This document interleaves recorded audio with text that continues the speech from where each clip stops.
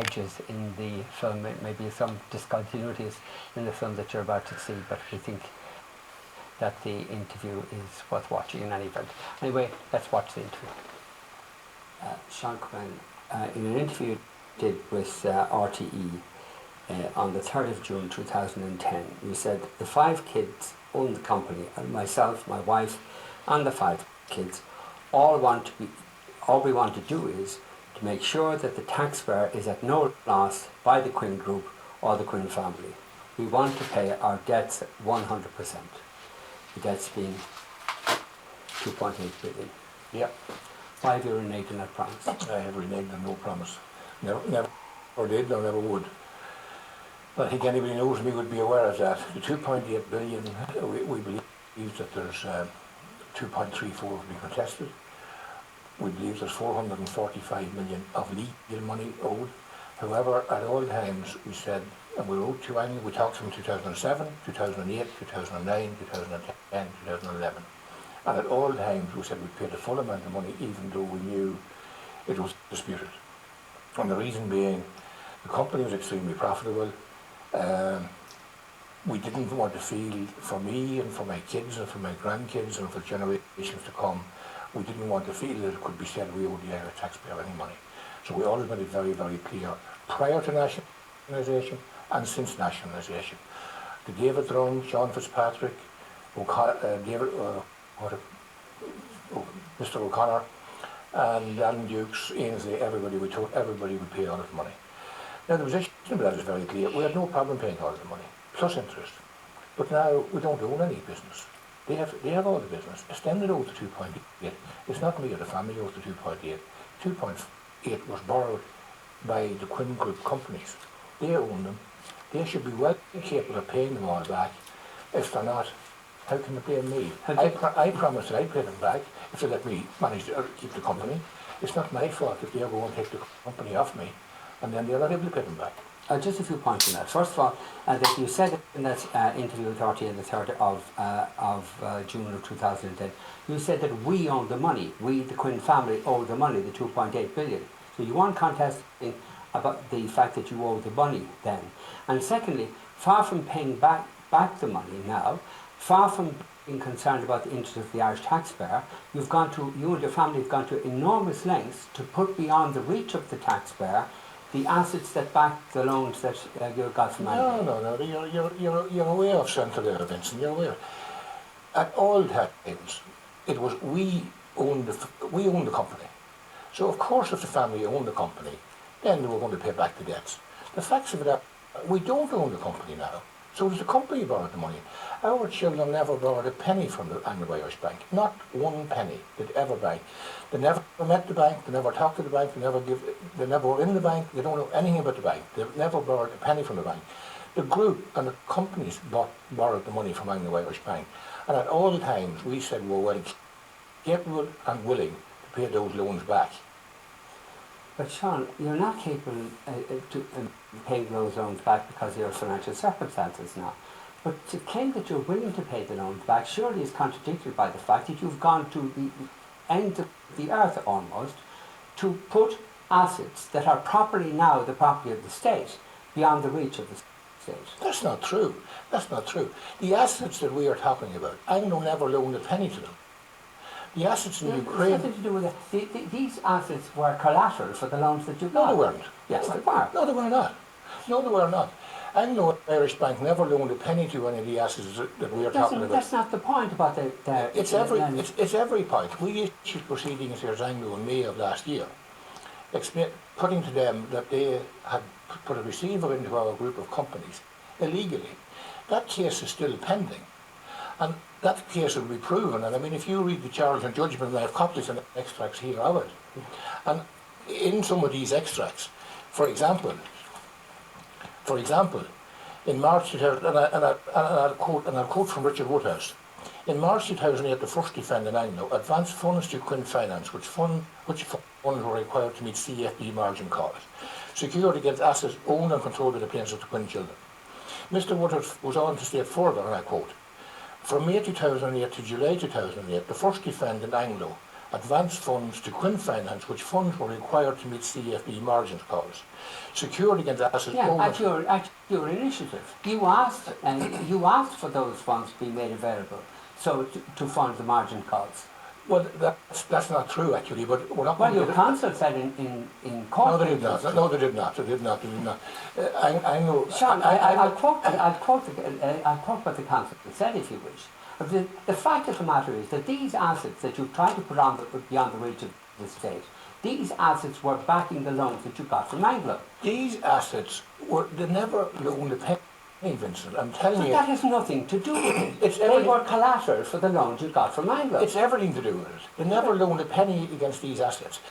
They loaned money against CFDs, and they agreed that, and they've said that in their interrogatories. They've loaned money against CFDs, but they took security then. They took security of these assets illegally. But how was it illegal? Because it was illegal because the loans were illegal, and they took assets. But for you to claim the loans were illegal is really you've some nerve, because you were the one that asked for this money. For me to claim they were illegal, so what do you mean there's some nerve? There's some nerve of them to go and put a receiver in. Sean, you asked for this money to pay the margin costs and the contracts for difference. And you offer the assets that now you've tried to put beyond the reach of the state as collateral for those loans. Hold on a minute. I didn't own the company. That's right, you didn't. I didn't own the company. That's right. And if I was wrong, I put my hands up, I was wrong.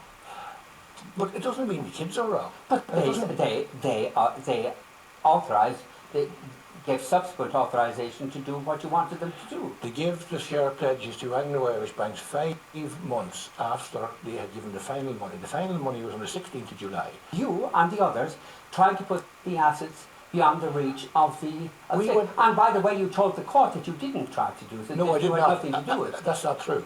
I went in front of the court for 15 days. Myself and my son and my nephew. Yeah. We went in court for 15 days and we said, look, very clearly, that as far as we were concerned, the money was loaned illegally. And that we'd done everything in our power to take assets out of their control. Assets they never paid a penny to. And I want you to understand that. They never paid a penny to the purchase of those assets. But you told the court in the contempt case, you told the court that you yourself had only a vague notion of what was going on with regard to the movement of assets, right? The detail. You said that you had only a vague idea of what was going on. You said in the interview with RTE last Sunday that you advised them to do everything that they possibly could to put the loans from under Anglo's nose to put them as far away as possible. That's right. So you were essentially involved in what was a criminal act in trying to take the loans against the court order out of the reach of the state. But you won't listen to me, or the media in Dublin, or nobody wants to listen to this. The simple facts of it are, Anglo had they didn't deserve any, they never loaned any money to those assets, they never owned those assets. And we were proceeding... It had nothing to do with it. It has everything to do with it. Sean, these assets were collateral. Nobody said that you loaned money. Our children have got a case against it, and if you want to read the Charlton judgment, the Charlton judgment is very clear in what Judge Charlton has to say about these loans. First of all, I'm telling you, they didn't loan money to them. They didn't loan money to the assets. To whom? Of course, yes, nobody's saying they own money to the assets. The issue is the assets were collateral. They were backing the loans. And now, instead of handing over those loans, as you promised to do... What do you mean hand over those loans? Hand over those assets to the state so that the state might get some money back from the huge loans that you got from Anglo. You are trying to put them beyond the reach of the state, beyond the reach of the taxpayers you profess to care about. And we were 100% transparent in all of that. And what we are saying, Vince, what we are saying is the following. Anglo should, in my view, they should set aside their claim, for they themselves are accepting in their interrogatories, they are accepting that these loans were given for CFDs. If these loans were given for CFDs, then these loans were illegal. If they're illegal, why did they not run illegal? They're illegal because they were given for CFDs. Why would that make them illegal? Do you want to read what Charles says? Yeah, but he wasn't dealing centrally with this. These are going to be the subject of further court proceedings. As regards reckless. The reckless is, if it's reckless, I put my hands up, that's fine, I have no problem with that. But that's a different story than go back of my word. But what we're talking about is that there was money spent, around £900 million on shares. which paid 29% deposit on CFDs. Those CFDs are still being traded in Dublin, London, New York, all day, every day today. 28, 29% was a record ahead. There was nobody else. You could pay as little as 10, 15%. We thought we were giving us a reasonable cover. On hindsight now, was it reckless? Was I wrong? Was I foolish? Yes, I accept that. Let's go on to another issue, and that is your complaints about the fact that Quinn Direct was taken over, and that you lost the ownership of Quinn Direct at the behest of the regulator, Matthew. You claimed this was utterly false, mistaken, and vindictive on his part. Wouldn't it have been reckless and grossly irresponsible of the regulator to allow somebody to have retained control of an insurance company that had behaved as you had done in relation to Quinn Direct by taking out 280 million out of the company, out of the cash reserves of the company that was there to pay on claims that your customers might have on their insurance policies? You took that money out in order to meet margin costs for contract certificates. Utterly illegal act, and wouldn't it have been just extraordinary for the regulator to allow somebody who had done that to retain control of the insurance company? Well, maybe I should clarify a few points on that. The money that I took out in 2007 and 2008 should not have been taken out. Hands up, no problem, that was wrong. Agreed fully. We met with the regulator, we discussed it, we went and told him what the position was. It was not an illegal act. It was that I should have got permission to take a loan from Quinn Direct. I didn't ask for the loan, so I should have asked for the loan. Now, what they done was sanction me and sacked me as chairman of Quinn Direct, and I had no complaints about that, good, bad or different. But the position then was, Vincent, that between then and the end of 2009, Quinn Direct done particularly well. It increased its cash position by a further 195 million. The first quarter of 2010, which was the first quarter that Mr. Elderfield was in Ireland, it had a record quarter. It reduced its claims from 2,800, which was a record reduction in claims. It increased its cash by 20 million. So the problem of 2007, 2008 was well gone past. Everything, there was a new board in place, and the company was doing particularly well. Quinn Direct has been a disaster. Sorry? Quinn Direct has been a disaster. But who made the There's a disaster? huge 1 billion hole in the accounts of Quinn Direct, and there's a consequence of that, and as a consequence of your stewardship, the people who take out non-life insurance policies are going to have to pay a 2% levy for 15, maybe 30 years. It's an absolute scandal. It's an absolute scandal. For a company that made 70, 80 million in the first quarter of 2010, had a record quarter, reducing the claims, I said, by 2,800, and increasing its cash by $1.08 billion to 1.1 billion, as well as having 500 million of property assets. And for that company had 53,000 for each of cash reserves for each and every claim in his books. That was more than double what any of our competitors in Ireland or UK had. What they have got along now are done. Of course you were cash in your books, because you were selling insurance policies at a very low level. Hold on a minute now. And it's because you were doing that the problem is now emerged. That's stupid talk. We had 27,000 claims. We're the second biggest insurer in Ireland. We're the lowest number of outstanding claims. All right. With regard to your Irish business, okay, but look what you did in the UK. Look, you told me you were going to give me a fair crack at the whip. Okay.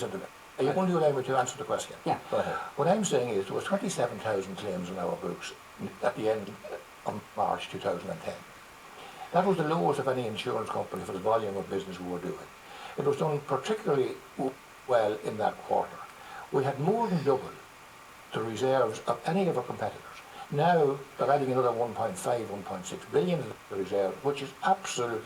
If you tried to burn the money, you couldn't get rid of it at this speed. So now they're going to have over £100,000. The number of claims we had at the end of March 2010, they had over £100,000 per claim. The market in England is about 10, 15. The market in Ireland is 20, 25. So they have 4 to 6 times, and we had, by the way, we had more outstanding claims in the UK, which are much lower value.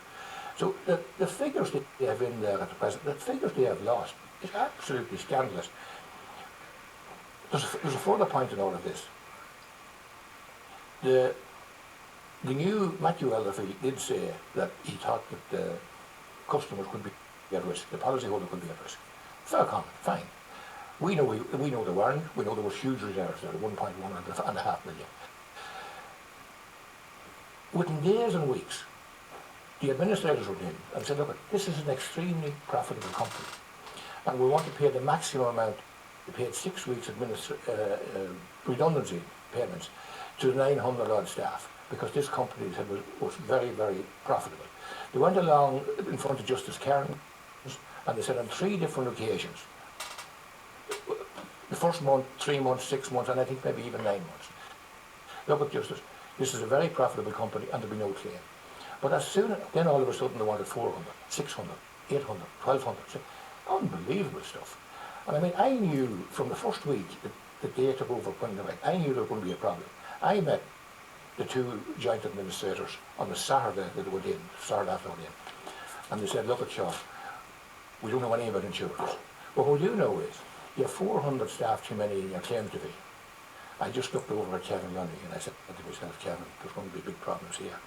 And the problems are horrendous. I can tell you... You had no actuaries, no full-time actuaries. We had actuaries.